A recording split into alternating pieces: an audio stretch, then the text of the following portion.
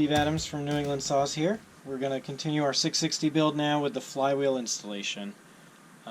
This is a pretty simple procedure as long as you have one special tool. This is a piston stop tool, so we're going to use this to stop the piston going up and down in the cylinder. Farmertec makes these. They're pretty cheap. You can also get Taconic plastic ones, or you can actually, if you don't have any of that, shove like a rope or string down in here to stop the piston from going up. And so I'm just going to put that in. It threads in where the spark plug goes. And so what you want to do is just make sure that the piston's down a little bit, and you thread it in all the way. And then for this step, you just want to push the decomp down so that when you're rotating the engine around and stuff, it doesn't have any compression.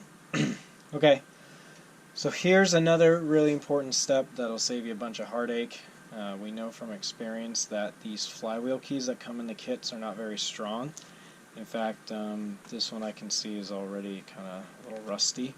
So we don't use those, and we go and we get the steel OEM ones.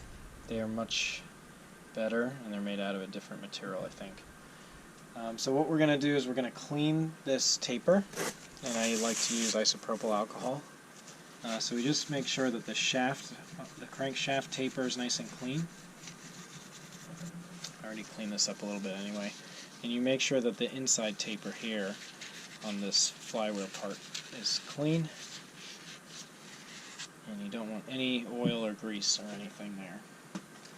And then you take this little flywheel key and you simply put it in the keyway on the crank, and then you just push it in. Let's see if we can give you a close-up of what that looks like. So once you have that key on there, it's just a matter of aligning the flywheel to that key and install it.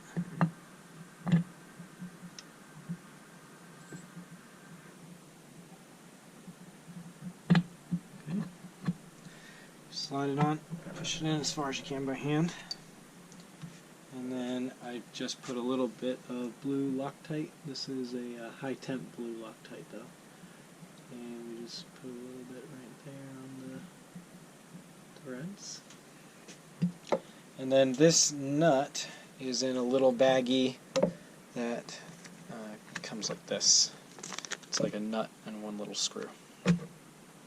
And so this will be the flywheel nut. It's a M10 by 1 thread, and it's going to get torqued to 49 Newton meters. So this goes on just like normal, nothing strange about this. So you just do that up, and then as you turn this over to go and torque it down, the engine will rotate, and then once the piston hits the piston stop tool, you'll just be tightening the nut. And you should just be able to go. And that's it. Now your flywheel's on, you're ready to go.